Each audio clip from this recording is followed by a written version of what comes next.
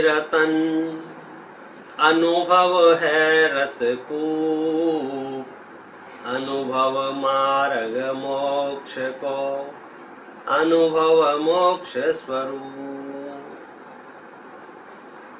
सभाध्यक्ष एवं उपस्थित विद्वद् वर्ग और सभी साधर्मियों, आज की इस गतिमान गोष्ठी में मेरी चर्चा का केंद्र बिंदु है दृष्टि का विषय। इजनागम का वो महत्वपूर्ण प्रकरण है जिसके समझे बिना, समझ लीजिए, मोक्ष मार्ग का उद्घाटन ही नहीं होता है। दौलत राम जी तो इसको मोक्ष महल की प्रथम सीढ़ी या बिन ज्ञान चरिता, पुरुषार्थ सिद्धि उपाय में अमरचंद्राचार्य देव लिखते हैं, तत्रादौ सम्यक्त्वं समुपाश्रेणीयम् अखिल यत्नेन तस्मिन् सत्येव यतो भवति ज्ञानम चरित्रम च, क्योंकि इसके बिना ज्ञान और चारित्र मिथ्या हैं। भगवती आराधना में लिखते हैं कि एक तरफ 3 लोक का राज्य आपको दिया जाए और एक तरफ सम्यक दर्शन दिया जाए तो सम्यक दर्शन ले लेना, 3 लोक का राज्य मत लेना, क्योंकि 3 लोक का राज्य तो एक भव के लिए है और सम्यक दर्शन तो अनंत काल के लिए है। यही बात रतन घनश्राव का चार में लिखते हुए कहते हैं, मित्रों जो सम्यक दर्शन से शुद्ध दृष्टि हो जाता है, नारक त्रियंच षट स्त्रीपन कभी नहीं वह पाता है, व्रत विहीन वे होवे तो भी नीच कुलों में नहीं होते, अल्पायु दरिद्री विकृत देही नहीं होते। आप सोच रहे होंगे कि दृष्टि के विषय का प्रकरण है और ये सम्यक दर्शन की महिमा गाए जा रहे हैं, तो मैं आपको इस जानकारी के लिए बता दूं कि दृष्टि का विषय ही परमार्थ से सम्यक दर्शन का विषय है, अथवा यूं कहें कि सम्यक दर्शन का विषय ही परमार्थ से दृष्टि का विषय है।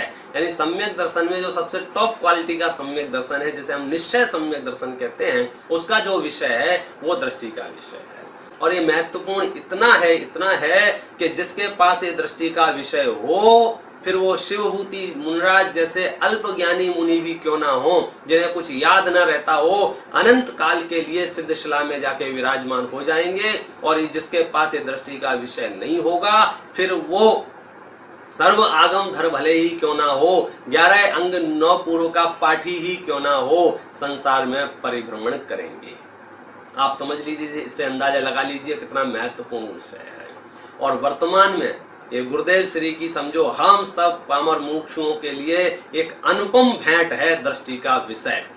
और आज का जो विषय है अपना, कि उनके प्रवचनों में कहाँ कहाँ दृष्टि का विषय आता है, तो मैं अगर एक लाइन में बात कहूँ तो शायद ही कोई प्रवचन गुरुदेव श्री का आप ऐसा पाएंगे जिसमें दृष्टि का विषय आपको नहीं मिले। फिर भी मुख्य रूप से गुरुदेव श्री ने समझो समय सार की जो 6वीं 7वीं नंबर की गाथा है, इसमें बहुत इस विषय को उठाया है। यहाँ हम 6वीं 7वीं नंबर की गाथा की मुख्यता से बात करेंगे। देखिए, दृष्टि का विषय अर्थात क्या, कि वह विषय, वह सब्जेक्ट, वह वस्तु जिसमें मैं अपनापन करूं और सम्यक दर्शन उत्पन्न हो जाए। आज तक की सबसे बड़ी बाधा यही रही है कि मैंने जहां जहां अपनापन किया है वो पर निकले हैं या पर्याय निकली है, और पर और पर्यायों में अपनापन जो है वो मिथ्यात्व का ही प्रतीक है, वो मिथ्या दर्शन का ही एक भाग है। मैंने किसी न किसी परवस्तु को, मैंने किसी न किसी पर्याय को आप रूप अनुभव करके संतुष्ट रहा हूं कि मैं यही हूं, और 2 क्षण बाद हमें पता चलता है वो पर नष्ट हो गया या वो पर्याय नष्ट हो गई, मैं आकुल व्याकुल हो लेता है। इतनी सी रामायण समझो अनादि काल से हम और आप सबके साथ चली आई है। आज ये अवसर मिला है कि अब तो मैं उस विषय को ग्रहण कर लूं, अब तो मैं उस विषय को समझ लूं और उसमें ही अपने आप को आप रूप अनुभव करूं। देखो, गुरुदेव श्री ने तो इस रहस्य को समझो हमको उजागर करके बता दिया है। पंडित टोडरमल जी साहब ने इसी विषय को रहस्यपूर्ण चिट्ठी में सविकल्प से निर्विकल्प होने की प्रक्रिया समझाई है पूरी की पूरी। समयसार नाटक में बनारसी दासी ने अनेकों छंद इस बात के लिखे हैं कि आप अपने आप तक कैसे पहुंचेंगे। गुरुदेव श्री के शब्दों में आपको याद दिलाऊं तो वे लिखते हैं, इस दृष्टि के विषय के संदर्भ में उनके जो मूल शब्द हैं आप सुनिए, आपकी तबीयत खुश हो जाएगी। वे लिखते हैं, भाई यह तो अलौकिक बात है, इसने अनंत काल में भव का अंत आए ऐसी बात जानी नहीं। आहा हा, कहते हैं कि भव के अंत वाली चीज है, भव तथा भव का भाव जिसमें नहीं। आहा हा, क्योंकि शुभाशुभ रूप ज्ञान रस चैतन्य धाम, चैतन्य रस कंद प्रभु अनादि अनंत एक रूप। आहा हा, यह कभी शुभाशुभ भाव रूप हुआ नहीं, इसलिए प्रमत्त अप्रमत्त गुणस्थान भेद इसमें नहीं। आहा हा, ज्ञायक भाव एक रूप है, उसमें भेद नहीं, गुणस्थान के भेद उसमें है नहीं। आहा हा, यह दृष्टि का विषय है।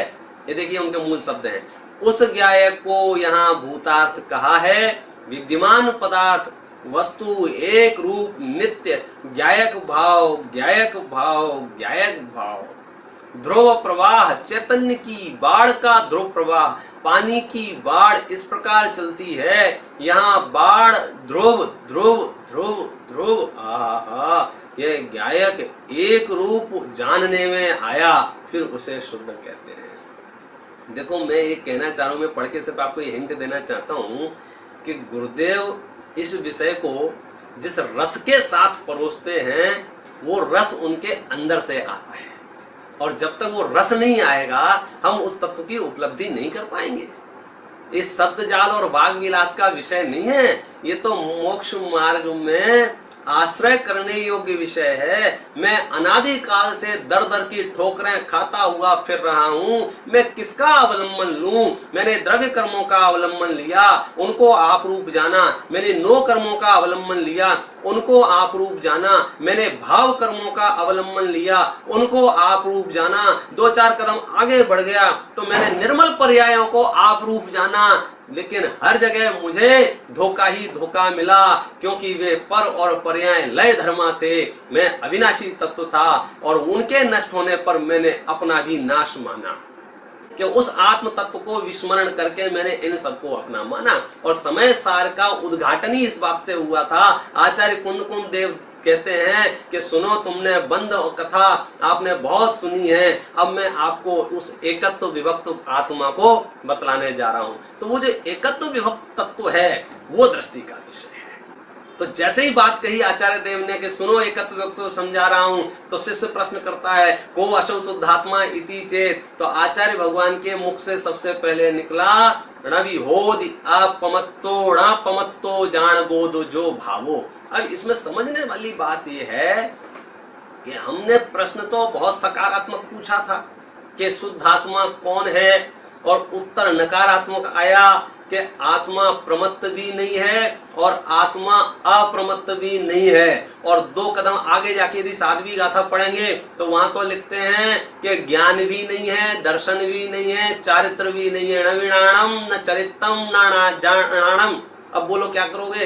हम बचपन से पढ़ते आ रहे हैं, आत्मा में ज्ञान है, दर्शन है, चारित्र है, और यहाँ जब दृष्टि के विषय की बात चल रही है तो कह रहे हैं ज्ञान भी नहीं है, दर्शन भी नहीं है, चारित्र भी नहीं है। मामला क्या चल रहा है? तो सुनो भैया, ये मामला बहुत सरल है, कठिन नहीं है।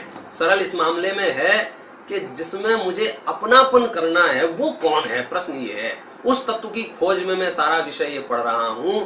अब देखिए, इस दृष्टि के विषय को समझने के लिए एक पक्ष यह भी है कि वस्तु जो होती है ना वो स्वचतुष्टयमय होती है, यानी कि कोई किसी भी वस्तु की सिद्धि यदि हम और आपको करनी होगी तो उसके चतुष्टय के आधार से सिद्धि करते हैं, द्रव्य, क्षेत्र, काल, भाव।